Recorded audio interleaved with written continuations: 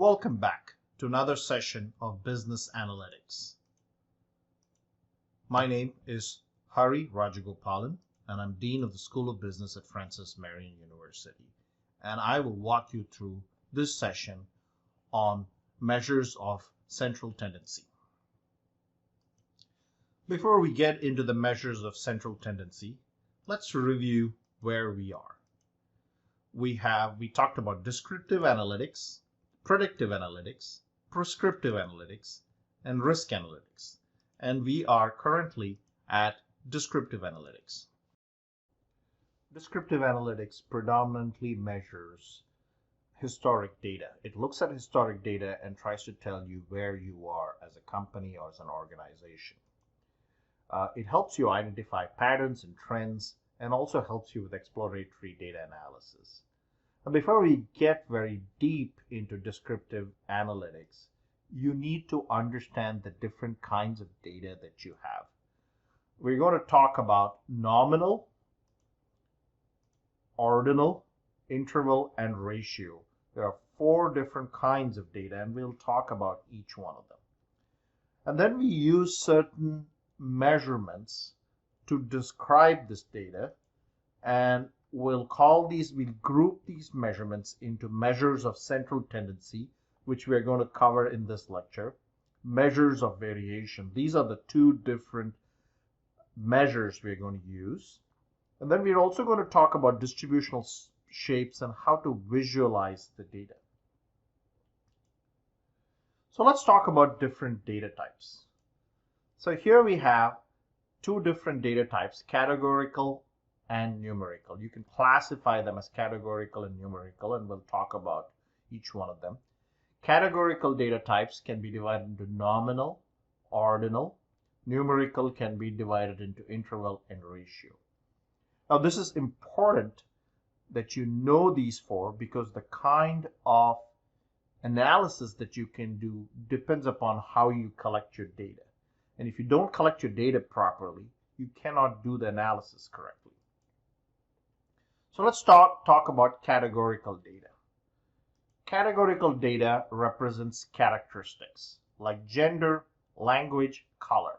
Gender, male or female. Language, English, German, French, Hindi, right? So these are categories. Color, red, green, blue. These are all categories.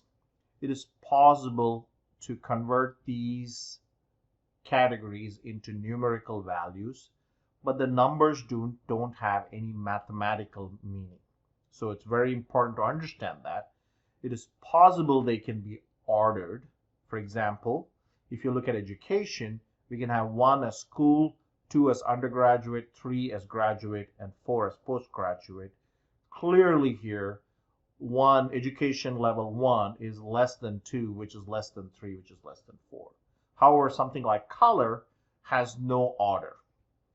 The way we measure these categorical data is by frequency counts, proportions, and percentages. Percentage of males, percentage of females, percentage of red cars, or number of red cars, right? So this is how we represent them, we visualize them using bar charts and pie charts. We can calculate percentiles, median, and interquartile range. These might look like strange terms, but bear with me, we'll talk about them later on in this chapter. Numerical data can be discrete, which is distinct and separate. And if it is discrete, it cannot be measured but can be counted. So for example, number of heads in 100 coin flips. You cannot break it down. You can have 1 heads or 2 heads, and you can't break it down to half a head or half a tail. Or you can have it as continuous, which can be measured but cannot be counted, right? This is height, weight, length. These can be measured. So you can use box plots and histograms to visualize them, and I'll talk about them. And here are all the different measures you can use. You can use percentiles, median, interquartile range, mean, mode, standard deviation, and range. And before the end of this lecture, when you finish this group of lectures, you will be very familiar with this language. So let's get deeper into nominal, ordinal, interval, and ratio scale. So the first one we're going to look at is nominal data. Nominal data is categorical. You have discrete units and you actually label those values. They have no quantitative value and there is no order. Example, gender, male, female. You can't really put 1 and 2 for male and female because there is no order to it, or language or color. Ordinal data is like categorical. The only crucial difference is it is ordered. And we talked about educational background, right? You have 1, 2, 3, 4, and you clearly know that undergraduate is more education than school, graduate is more than undergraduate, postgraduate is more than graduate. So you can clearly order it. There is some order here for ordinal data. Interval data has ordered units that have the same difference. So the difference between 1 and 2 is the same as between 2 and 3. So for example, if you look at school, that's 12 years of school. Undergraduate is 4 years. Graduate master's degree is about 2 years. And so the gap between 1 and 2 and 2 and 3 are different here for ordinal data. But for interval data, when you say 1 to 2, 2 to 3, that is equal difference. And so it's ordered units that have the same difference. An example is temperature, right? Now temperature, if you look at Fahrenheit or Celsius, you can go from negative to positive, but they really don't have a true zero, which means when you do operations, mathematical operations, you can use them to add and subtract, but you cannot use them to multiply and divide. Now the richest type of data is called ratio data. It's the same as interval, but has an absolute zero. Zero means something. Zero height means no height. Zero weight means no weight. And zero length, same thing. So these have an absolute zero.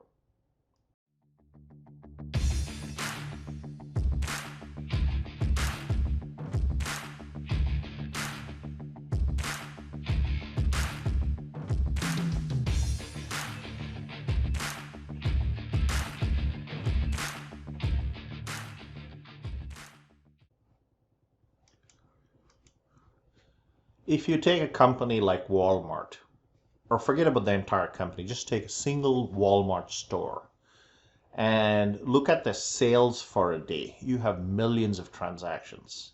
You cannot make sense out of these transactions by just looking at the transactional data.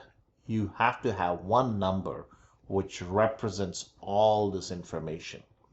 And that one number is called measures of central tendency, which essentially we're looking for the midpoint of that number. There are 3 different measures of central tendency, and we're going to start off talking about mean, which is the arithmetic average. This is not always in the middle location, but because you're kind of looking at it's kind of the middle value of a group of numbers. Median is the middle location. It is at the 50th percentile, which means 50% of the data is more than this value, than the median, and 50% is less than the median. The mode is the most frequent value, and sometimes can be more than one value. We're going to go in depth about these 3 different measures of central tendency, and we'll talk about when we are going to use it and how we're going to use it. So let's start with the most common one, mean. Mean is the arithmetic average. You essentially calculate it by adding all values and dividing it by the number of values. Any change in value affects the mean, and it is not always at the center of the data.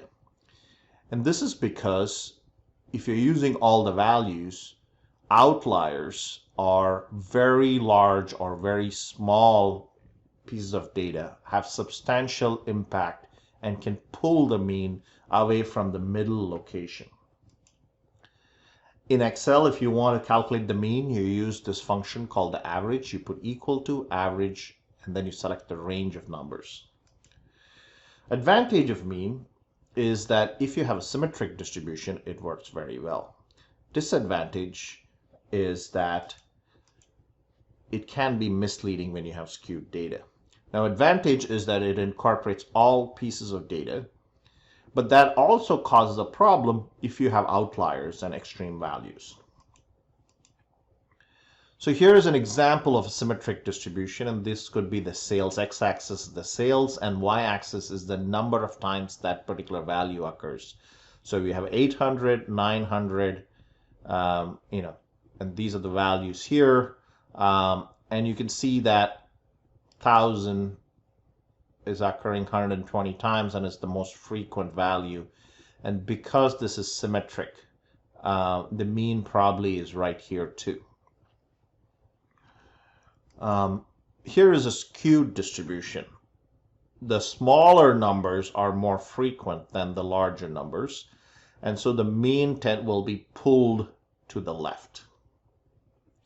We'll talk a little bit later about skew and kurtosis when we talk about distributions.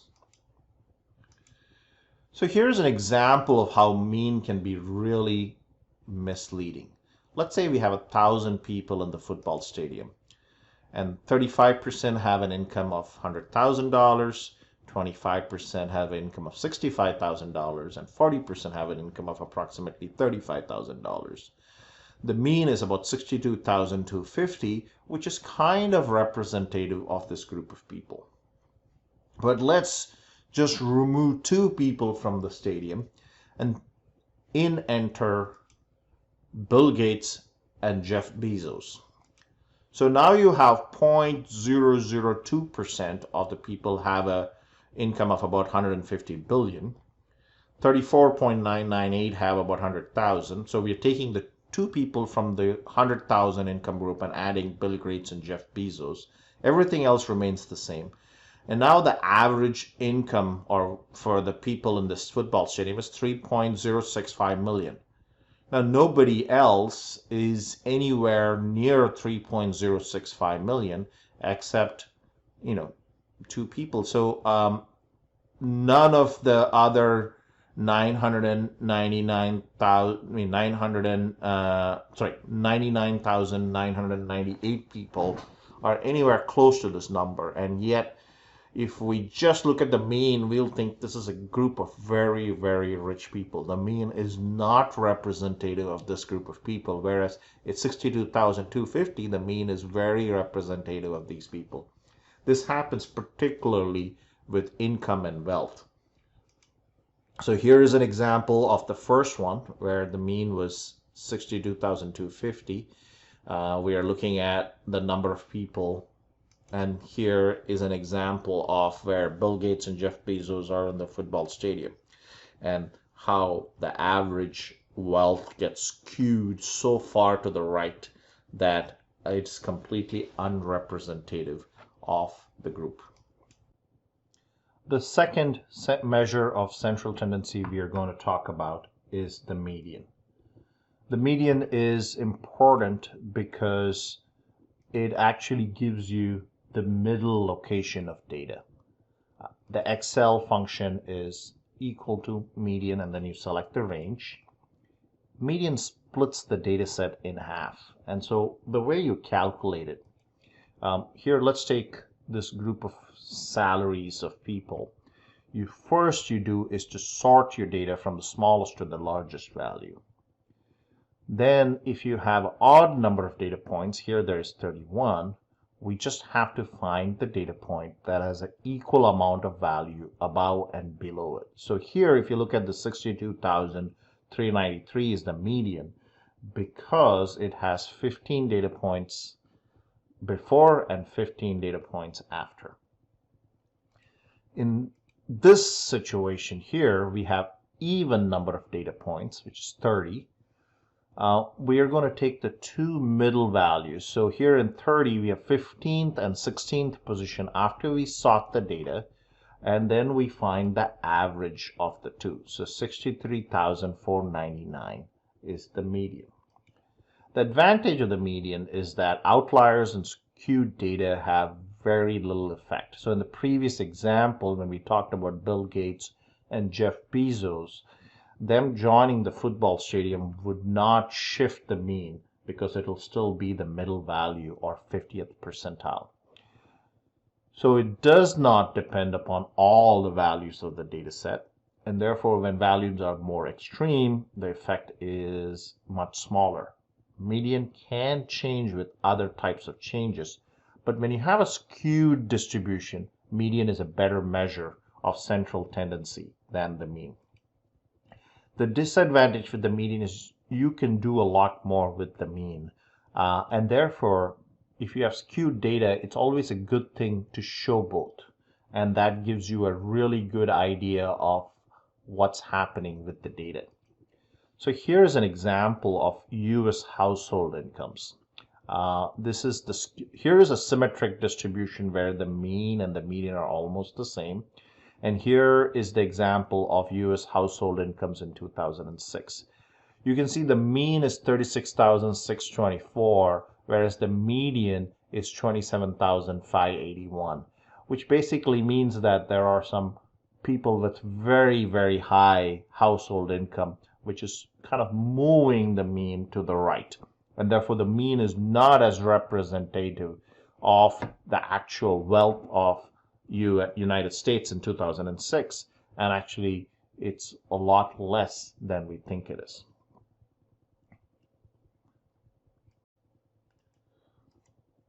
This brings us to the third and the last measure of central tendency, which is called the mode. Mode is the most frequently occurring data. On a bar chart, mode is the highest bar, and sometimes multiple values are tied for the most frequently occurring values, and these are called multimodal distributions. Now they are all modes. If no value repeats, the data does not have a mode. Mode is normally used when you have categorical, ordinal, or discrete data. So let's look at, for example, brands of cars, right? You have, let's assume that you have Ford, you have Toyota, you have GM, and if you say, well, I have 35 cars which are from Ford, 40 cars from GM, and 60 cars from Toyota, the mode is basically based on the most frequently occurring, which is 60, and so Toyota, the categorical part, is your mode. Similarly, if you look at grades, if I say I have 25 A's, 30 B's, 40 C's, 20 D's, and 10 F's, then C becomes my mode, which is the most frequently occurring data. If you have categorical data, you can only use mode. With ordinal and discrete data, mode can be a value that is not in the center.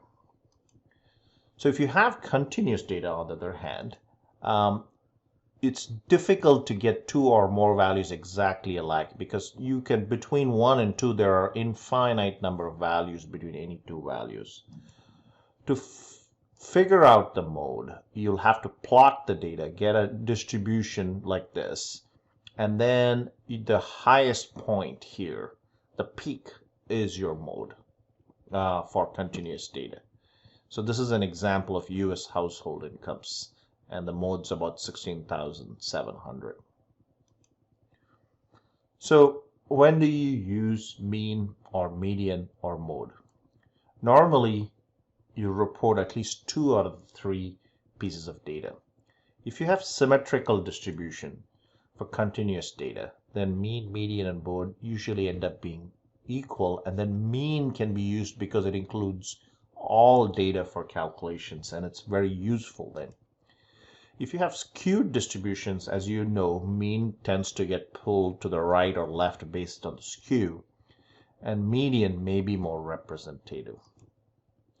With ordinal data, median or mode may be better choices than the mean. And if you have categorical nominal data, then you must use mode. You have to basically go with the frequency count. If you use mean, you can do what we call as parametric hypothesis tests. Now, you don't know what this means. You haven't come to it. Bear with me. In the class in the future, we will actually talk about what parametric hypothesis tests are. If you use median, you must use non-parametric hypothesis tests. And we'll talk about these tests later in the chapter. With this, we've finished measures of central tendency. Now, percentiles are not measures of central tendency, all except the median, which is your 50th percentile. But I think they are important, and it is important for us to understand these values. So let's talk about them a little bit. These are not, as I said, measures of central tendency, except the median.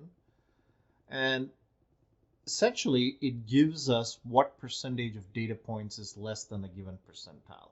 So 10th percentile means 10% of the data is less than that value. I also want you to understand certain terminology. We are going to use this term quartile a lot. Quartile is nothing but the 25th percentile, which is called the first quartile, the 50th percentile, which is called the second quartile or median or Q2, and the 75th percentile called the third quartile or Q3. We're simply splitting up our data into 4 equal spots. In Excel, percentiles can be calculated by selecting the range of data and also giving the kth percentile. So for the 25th percentile, k would be 0.25. A lot of times, especially when it's continuous data, you will be representing it using box and whisker plot, and we'll talk about this later when we talk about visualization. The box and whisker plot gives you the median, the first quartile, the third quartile. Here's the mean. We'll talk about what this IQR is, which is nothing but interquartile range. We'll talk about why this is important. And it also gives us some outlier values, which kind of show the data very, very clearly. And we'll talk about this later in visualization. However, I did want to bring this in because it is so important when we are using quartiles, and so you need to understand quartiles. Let's move on to the next part of how to calculate a percentile. So how do we calculate percentiles? Just like we calculated the median, we order all values from the smallest to the largest, and now we multiply k% by the total number of values n.